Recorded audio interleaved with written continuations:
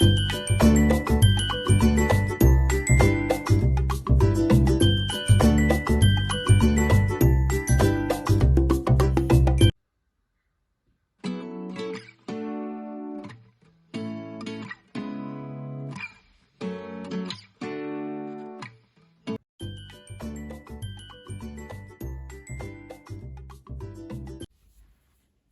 herkese, kanalıma hepiniz hoş geldiniz arkadaşlar. Bu videomda bir önceki videolarda anlatmış olduğum hırka, şapka ve patik üçlüsünün sonuncu videosu olan patiğin yapımını anlatıyorum. Hırka ve şapkanın yapımına kanalımda videolar kısmından ulaşabilirsiniz veya bu videonun sonuna ekleyeceğim. Tıklayıp örüp takımlayabilirsiniz. Modelimiz diğer parçalarda olduğu gibi 1 yaşa uygun. Kullandığımız ip orta kalınlıkta bebe yünü. Şiş numaramız 3,5. Modelimize 32 ilmek atarak başlıyoruz.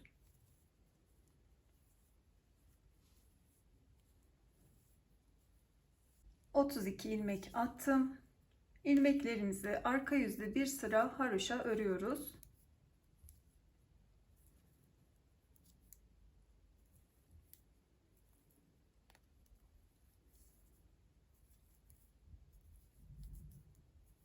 Ön yüze geçtim. İlk haroşa çizgimiz oluştu.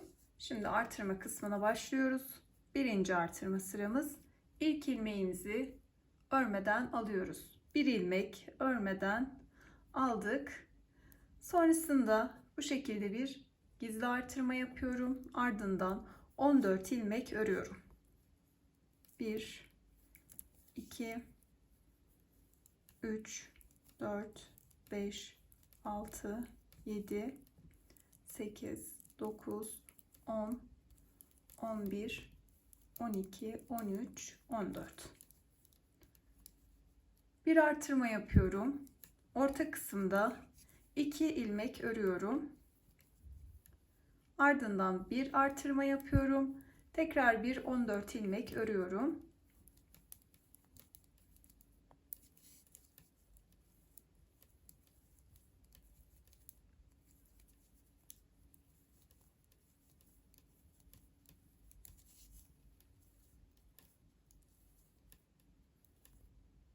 Bir ilmeğim kaldı. Başta da bir ilmek alarak başlamıştık. Artırmamı yapıyorum ve kalan bir ilmeğimi örüyorum. Şöyle nasıl kurduk tekrarlayalım. Bir ilmek aldık, artırmamızı yaptık, 14 ilmek ördük, artırma yaptık, 2 ilmek örüp tekrar artırma yaptık, 14 ilmek ördük, artırmamızı yapıp son kalan bir ilmeğimizi ördük. Buradaki artırmanın mantığı şu şekilde arkadaşlar. Buradaki her sırada artırdığımız ilmekleri ördükten sonra ön yüzde bu 14 ilmeği örüyoruz.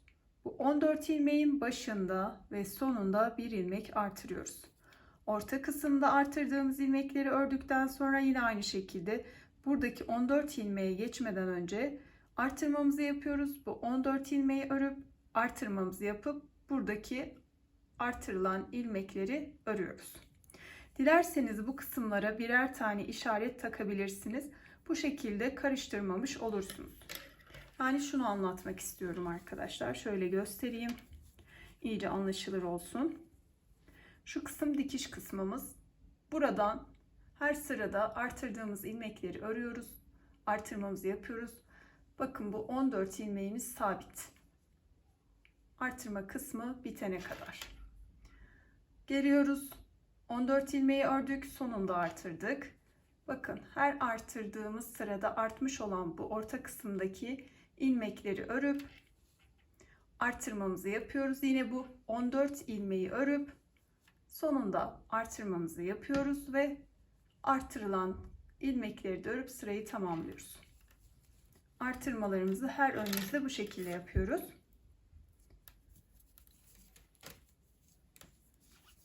Şimdi arka yüzü örelim. Baştaki ilmeğimi her zaman bu şekilde örmeden alıyorum. İpimi arkaya attım. Artırdığım ilmekleri de çapraz bir şekilde şişime geçiriyorum ve örüyorum.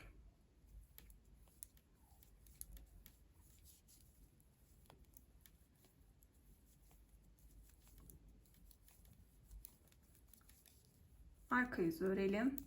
Ön yüzde ikinci artırma sıramızdayız. İlk ilmeğimi örmeden aldım, bir. İkinci ilmeği ördüm. Artırmamı yaptım. 2 ilmek örüp ikinci sırada artırmamızı yaptık. 14 ilmeği örüyoruz.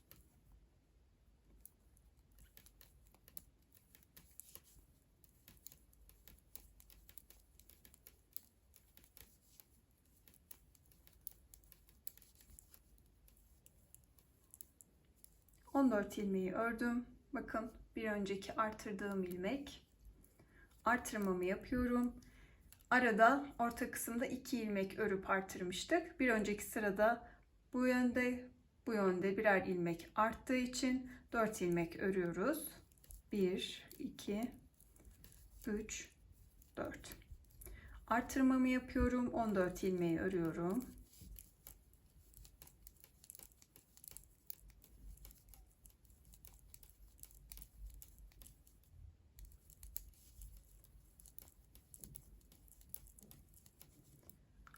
ilmek ördüm. Artırmamı yaptım. Kalan 2 ilmeğimi örüyorum. Başta da aynı şekilde yapmıştık. İlk ilmeği örmeden aldık, bir. İkinci ilmeğimizi örmüştük. Arka yüze geçtim. İlmeklerimizi örelim. Tekrar ön yüzdeyim. 3. artırma sıramızdayız. 1, 2, 3. Bu şekilde de bir karışıklık olmaz. 3. sıraya 3 ilmek örerek başlıyoruz. Artırmamızı yapıyoruz. 14 ilmeğimizi örelim.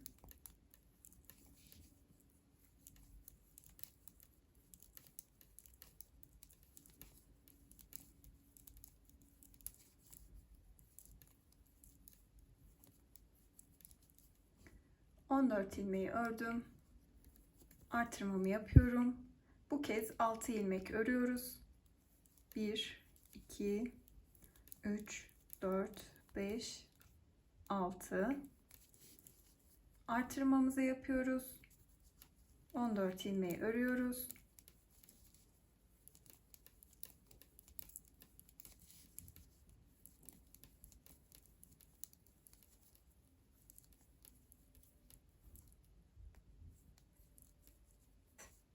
Şimdi artırmamı yapıyorum. Kalan 3 ilmeğimi örüyorum. Ön yüzdeyim. 4. artırma sırama geçtim. Başta da 4 ilmek örüyoruz. 1, 2, 3, 4. Artırmamı yapıyorum. 14 ilmeği örüyorum.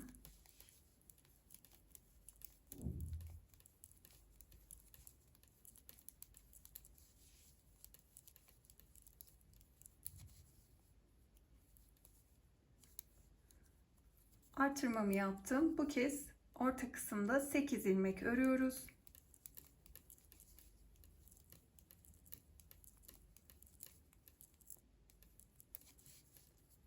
Tekrar artırmamı yapıyorum. 14 ilmek.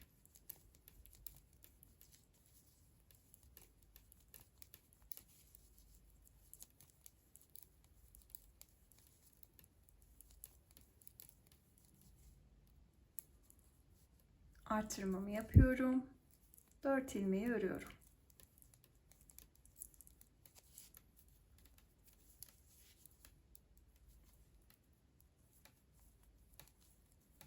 Arka yüz ördüm, ön yüzdeyim.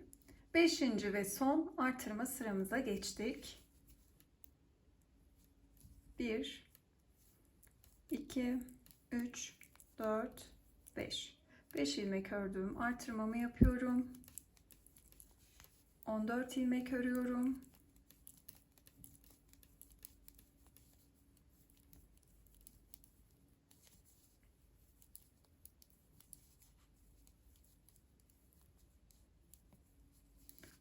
ilmek ördüm. Artırmamı yaptım. 1, 2, 3, 4, 5, 6, 7, 8, 9, 10 ilmek ördüm. Orta kısımda artırmamı yaptım. 14 ilmeği örüyorum.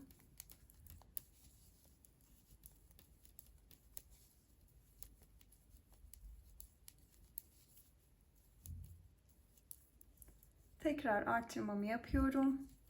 Kalan 5 ilmeği de ördüm ve sırayı tamamlamış oldum. Arka yüzü örelim. Ön yüze geçtim. Artırma kısmımız tamamlandı. Şişimizde 52 ilmeğimiz var. Başlangıçtan itibaren de 2, 4, 6 haroşa çizgimiz oluştu. Artık bir artırma yapmıyoruz. Şişimizdeki ilmekleri bir 5 haroşa çizgisi daha örelim. Başlangıçtan itibaren 11 haroşa çizgisine tamamlayalım. 11 haroşa çizgisi olana kadar ördüm. Şimdi patiğimizin bu kısmını yapıyoruz. Öncelikle 3'e ayıracağız patiğimizin ilmeklerini. 20 ilmek bu kenarda, orta kısımda 12 ilmek, 20 ilmek de diğer kenarda. Şimdi ilk önce 20 ilmeğimizi örelim.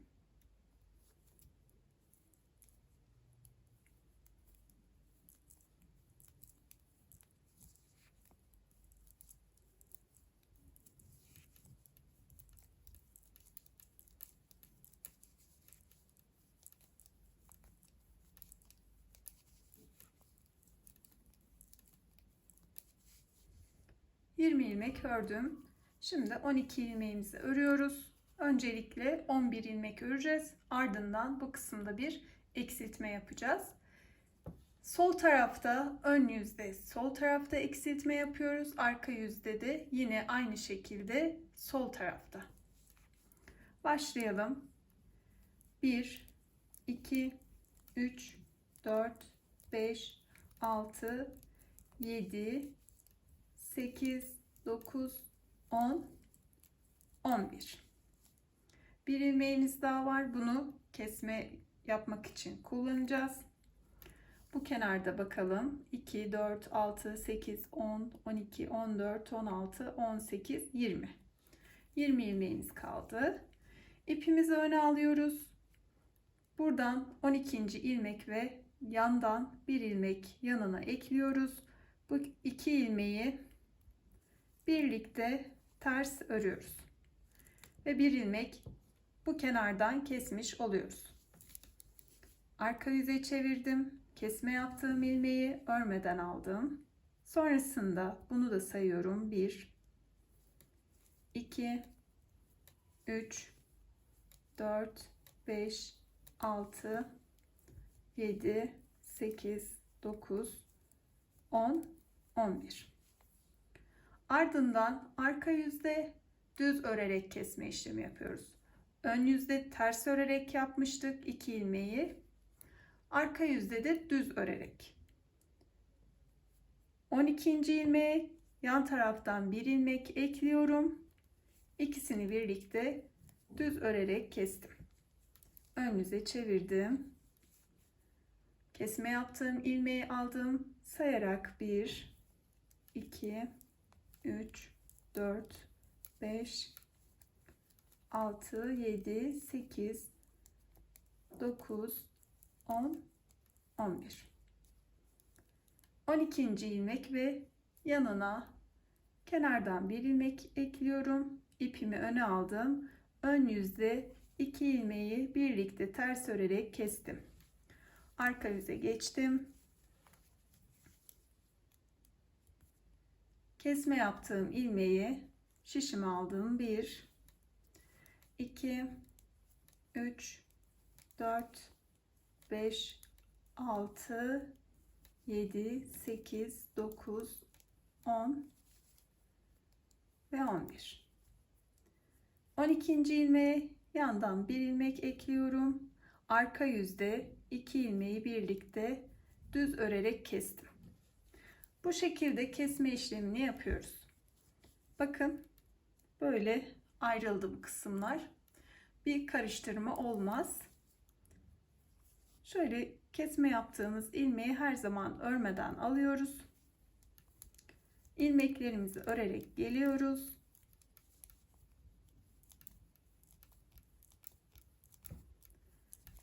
On ikinci ilmeğin yanına yan kısımdan bir ilmek daha ekleyip ön yüzde 2 ilmeği birlikte ters örerek kestik.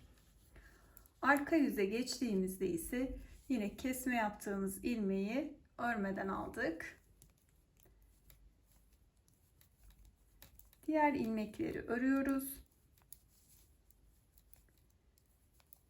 12. ilmeğe sıra geldiğinde ise bu kenardan bir ilmek ekleyip ikisini birlikte arka yüzde düz örerek kesiyoruz. Hemen çeviriyoruz. Aynı işlemleri tekrarlayarak devam ediyoruz. Ta ki her iki kenarda 12'şer ilmek kalana kadar. Bu kısmı da tamamlayalım. Buradaki eksiltme işlemini tamamladım. Şöyle bir sayalım. 2, 4, 6, 8, 10, 12. 2, 4, 6, 8, 10, 12. 12 ilmek de bu kısımda vardı. Kesme işlemi bu şekilde tamamlanmış oldu. Kalan ilmeklerimizi örüyoruz şimdi.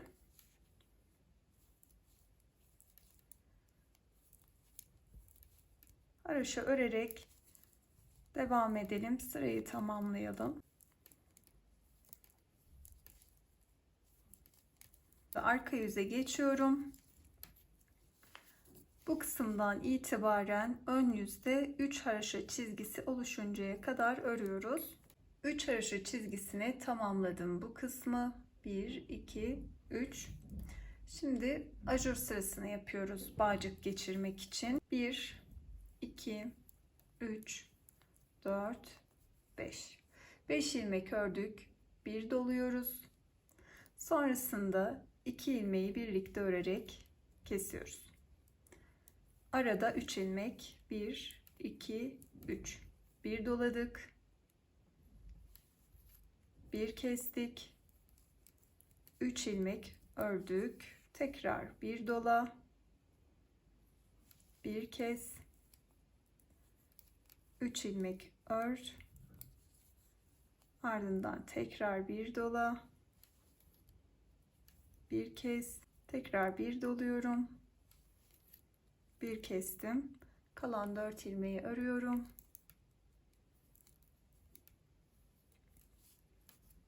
Arka yüze geçtim. İlmeklerimi haroşa örüyorum. Ön yüze geçtim. Ajur sırasından sonra da ilk haroşa çizgim oluştu. 2 haroşa çizgisi daha örelim. 3 sıraya tamamlansın. Ajur sırasından sonra da 3 haroşa çizgisini tamamladım. Dikişte kullanmak için ipimi biraz uzunca tutarak kesiyorum. Sonrasında pembe ipliğe geçiyorum. İpimi bağladım. Şimdi pirinç örgü kısmına geçiyoruz. Hırka ve şapkada olduğu gibi bu kısma geçtiğimizde bir artış sağlıyoruz. Bunu da bir ilmeği normal bir şekilde, ikinci ilmeği 2 kere örerek yapıyoruz. Şöyle ilk ilmeğimi düz ördüm. Ardından ikinci ilmeğimi ters örüyorum. Tekrar şişe alıp bu kez düz örüyorum. Pirinç örgü bir düz bir ters şeklinde, her sırada da ilmek yönleri değiştirilerek örülüyor. Ters ilmek düz, düz ilmek ters. Her sırada ilmek yönü değişiyor. Şöyle bakalım, düz ördük. İkinci ilmeği ilk önce ters, sonra bir kez daha düz ördük. Arada bir ilmeği ters ördüm. İkinci ilmeği artırıyorum. Bir düz, tekrar şişe geçirdim. Bir de ters. Arada bir düz, ipimi öne aldım. Bir ters, tekrar şişimi aldım. Düz. Bir ters, ikinci ilmek, bir düz, tekrar örüyorum. Bir ters. Bir düz, bir ters, bir kez daha örüyorum. Bir düz. Bir ters, bir düz, bir kez daha ördüm. Ters. Bir düz, bir ters, tekrar örüyorum. Düz. Bir ters, bir düz, tekrar örüyorum. Ters. Bu şekilde devam ediyoruz. İkinci ilmeği 2 kez örerek çoğaltmayı sağlıyoruz. Ve son ilmeğimi ördüm. Arka yüze geçtim. İkinci sıra. Baştaki ilmeğimi örmeden aldım. Bakıyorum ters, bunu düz örüyorum. Sıradaki ilmeğim düz, bunu da ters örüyorum. Ters ilmeğimi düz, düz ilmeğimi de ters örerek devam ediyorum. Göründüğü gibi her sırada yönleri değişecek bu şekilde. Ters ilmeği düz örüp düz ilmeği de ters örüyoruz. Bu ikinci sıramız. Toplamda 10 sırayı tamamlayalım. Pirinç örgü kısmını da tamamladım. İlmeklerimi ön yüzde kapatmaya başlıyorum. Bir ilmek ördüm, bir öncekini üzerinden atlatarak kapattım.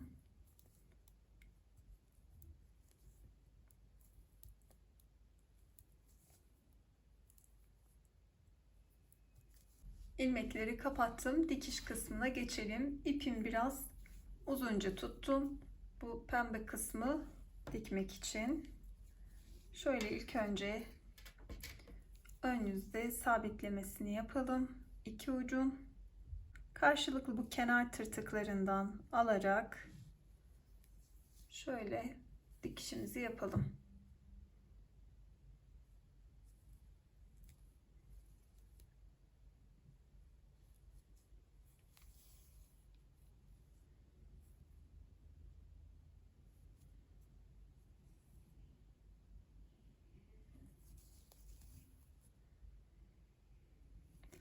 Bu kenarı tamamlayalım. Evet, dikiş kısmı bu şekilde tamamlandı. Şöyle bir kez daha karşılıklı bu kenarları alalım ve arka tarafa geçip burada sabitleyelim ve ipimizi keselim.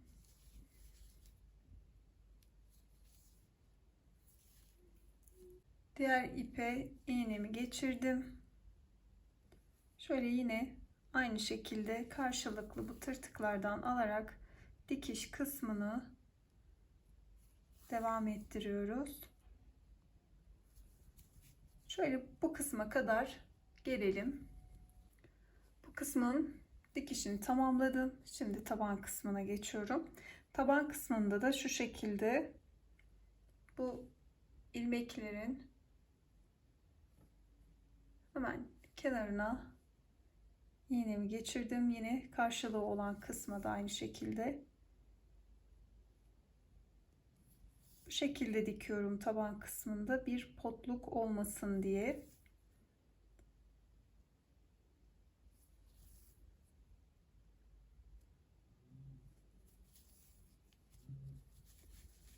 Şöyle göstereyim bakın.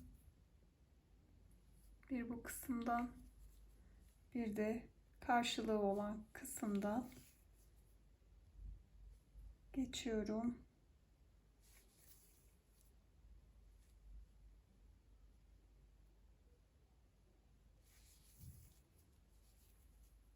İlerledikçe ipimi çekip dikişimi düzeltiyorum.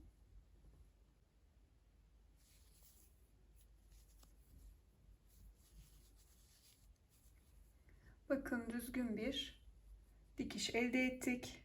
Buradan arka kısma geçip sabitliyorum. Patiğimizin bağcık kısmına geçiyoruz. Tığım 3 numara. Şöyle ilk önce bir sabitleme yapıyorum. Ardından 1, 2, 3, 4, 5, 6 zincir çektim. İlk zincir yuvasına batıyorum. Kaydırma yaparak bu şekilde küçük bir halka oluşturdum. Ardından bu ip aralarda kalacak şekilde zincir çekmeye başlıyorum. Toplamda 100 zincir çekiyoruz. Zincirimizi çok sıkı, çok da gevşek olmayacak şekilde çekelim.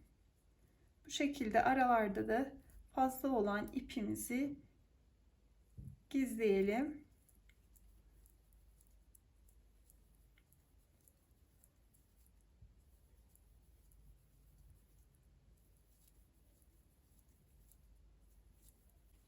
Yüz zincir çektim. Şöyle uzunluğu da 60 santim kadar oldu. Tekrar 1, 2, 3, 4, 5, 6 zincir çekiyorum. Birinci zincirin yuvasına battım ve kaydırma yöntemiyle birleştirdim. Bir zincir çekerek sıkılıyorum. İpimi kesip bu kısımlardan geçirerek gizliyorum. Bağcığım hazır. Şöyle ikiye katladığımızda ajur yuvaları bir sağda bir de solda var. Şöyle şu kısımdan geçirmeye başlayalım.